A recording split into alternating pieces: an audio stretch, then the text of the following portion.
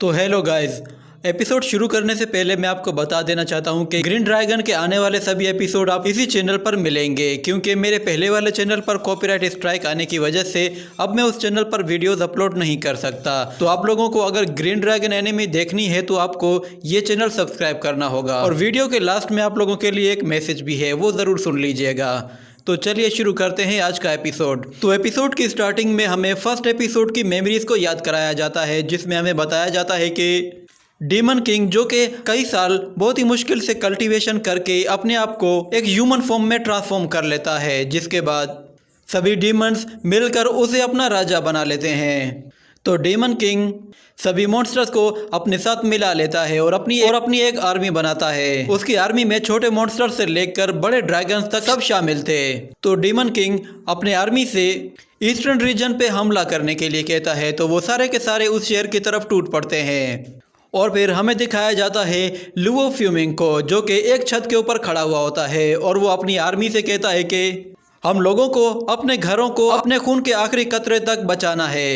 ऐसी बातें कहकर वो उनका जोश बढ़ाने की कोशिश करता है। और दूसरी तरफ हमें दिखाया जाता है डीमन लॉर्ड को, जो कि अपने हाथों से एनर्जी जनरेट करके आसमान की तरफ भेजता है। तो फिर आसमान से एक बहुत बड़ा आग का गोला एक ज्वालामुखी के ऊपर आकर गिरता है, जिसके बाद हमें वहां से एक ड्रैगन की आवाज़ सुनाई देती है, जो कि साइज में बहुत ही बड़ा होता है। वो ड्रैगन जब बाहर आता है तो डीमन लॉर्ड उससे कहता है कि जाओ और जाकर शहर को तबाह कर दो, और अगर कोई भी तुम्हारे रास्ते में आने की कोशिश करे तो उसे वहीं पे ख़त्म कर देना।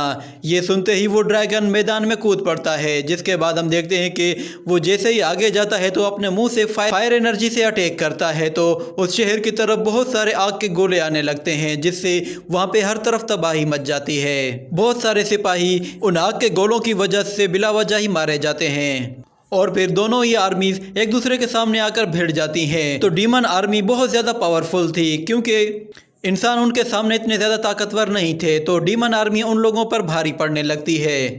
वो इंसानों को चुन चुन के मारने लगते हैं, जिसके बाद उनकी मदद करने के लिए वहाँ पे लुओ फ्यूमिंग आ जाता है, जो कि आते ही एक मॉन्स्टर को अपनी सोट से ख़त्म कर देता है और फिर बहुत ही तेज़ी से आगे बढ़ता है। उसके रास्ते में जो भी डीमन आता है वो उसको अपने सोट के एक ही वार से ख़त्म कर देता है, जिसके बाद हम देखते हैं उस ड्रैगन को।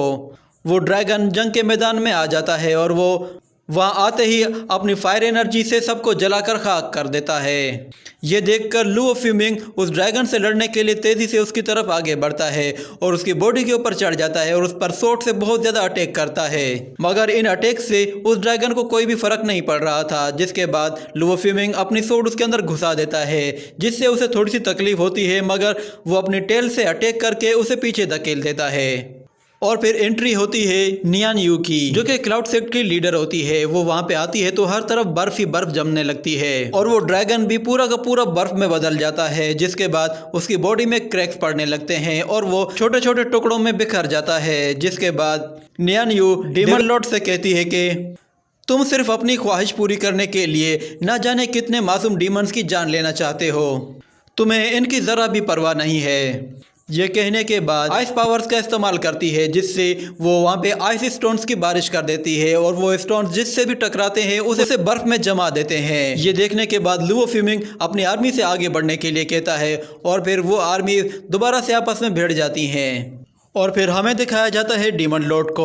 वो नियानियों को देखकर कहता है कि लगता है कि क्लाउड सेक्ट से कोई यंग लड़की लड़ने के लिए आई है, और वो उससे ये भी कहता है कि तुम्हें लगता है तुम मुझे हरा सकोगी, जबकि तुम्हारा मास्टर भी मुझसे लड़ने से डरता है। ये कहने के बाद वो अपनी डार्क पावर का इस्तेमाल करता है, जिसे देखकर ईस्टर्न रीजन की आर्मी बहुत ज़्यादा डर जाती है। मगर फिर न्यानी उनसे कहती है कि मेरे ऑर्डर को फॉलो करो और उन डीमंस की तरफ आगे बढ़ो। ये कहने के बाद वो अपने रेलिक को निकालती है और ज़ोर से ज़मीन पे मारती है, जिसके बाद हम देखते हैं उसकी एनर्जी वहाँ ज़मीन में चारों तरफ फैल जाती है, जिससे जमीन से एक फिनिक्स बर्ड बाहर निकल आता है और नियान्यू उसके ऊपर होती है। ये देखकर डीमन लॉर्ड कहता है कि तुम खुद को समझती क्या हो। ये कहकर वो अपने हाथों से फायर एनर्जी क्रिएट करता है, जिससे वो पूरे ग्राउंड में आग लगा देता है। और फिर उस आग के पीछे से हमें एक बहुत बड़े ड्रैगन को दिखाया जाता है, जो कि साइज में बहुत ज़्यादा बड़ा था। और फिर हमें दिखाया जाता है कि वो ड्रैगन और वो फिनिक्स बर्ड दोनों ही एक दूसरे पर अटैक करते हैं।